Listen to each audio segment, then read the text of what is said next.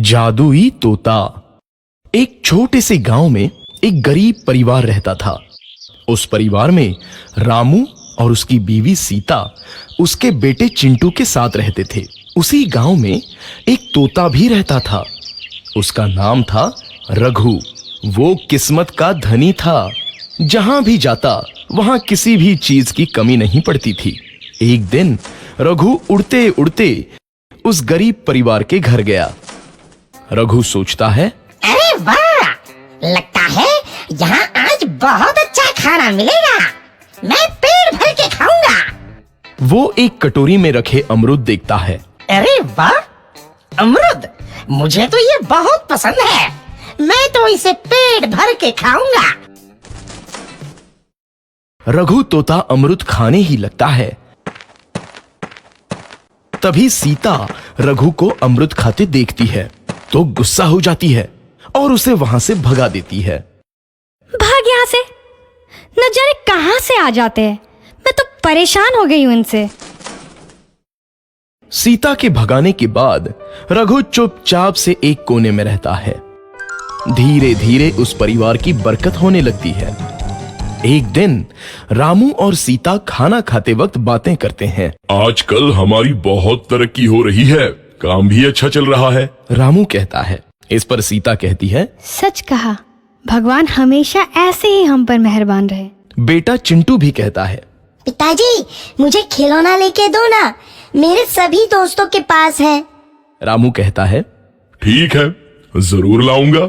सीता कहती है, कितने खुश है सब, मेरे परिवार को किसी की नजर ना लगे। एक तरफ ऐसी बातें होती हैं तो दूसरी तरफ रसोई में रघु तोता भी अमरूद खाते रहता है। मजा आया, अमरूद खाया, मजा आया, अमरूद खाया, मजा आया। तभी सीता रसोई में आती है और रघु तोते को अमरूद खाते देख बहुत गुस्सा होती है। सीता रघु को बाहर निकालने के लिए पिंजरे में अमरूद रखती है। रघु जब अमरूद खाने लगता है तो पिंजरे का दरवाजा बंद हो जाता है और वो उसमें फंस जाता है।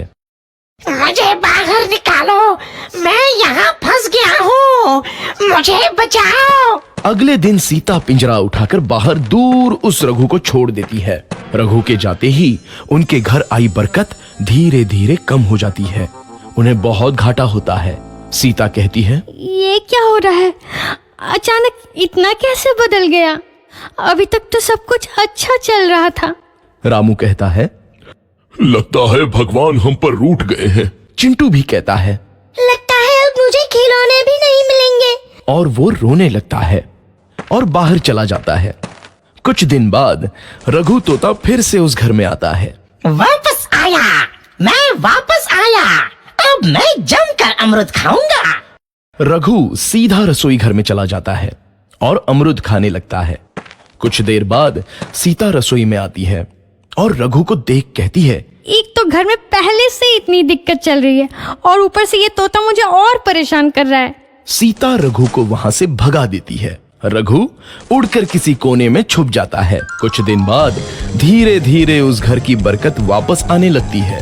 काम भी अच्छे से चलने लगता है। एक रात जब रघु तोता अमरूद खाने जाता है तो पिंजरे में फंस जाता है। ये लोग आखिर चाहते क्या हैं? एक तोते को शांति से अमरूद खाने क्यों नहीं देते? मैं कौन सा चोरी कर रहा हूँ? बस अमरूद ही तो खा रहा हूँ।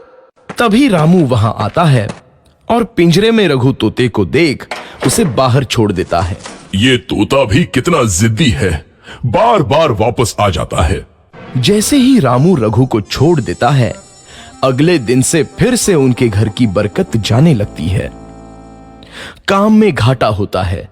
किसी को समझ नहीं आ रहा था कि ऐसा क्यों हो रहा है। रघु तोता घर आता है तो अचानक बरकत आती है और जब रघु तोता को बाहर निकालते हैं तो बरकत चली जाती है। एक दिन सीता रघु तोते के घर आने और बाहर जाने की स्थिति पर नजर रखती है। ये तोता जब भी घर आता है तो घर में बरकत आती है और जैसे ही ये घर से बाहर जाता है तो उसी के साथ बरकत भी चली जाती है। कहीं ये जादुई तोता तो नहीं है? अगली बार जब ये तोता घर आएगा तो मैं इसे कहीं नहीं जाने दूंगी।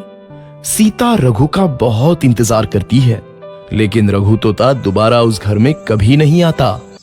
एआई कार्टून वीडियो के लिए चैनल को लाइक एंड सब्सक्राइब करें।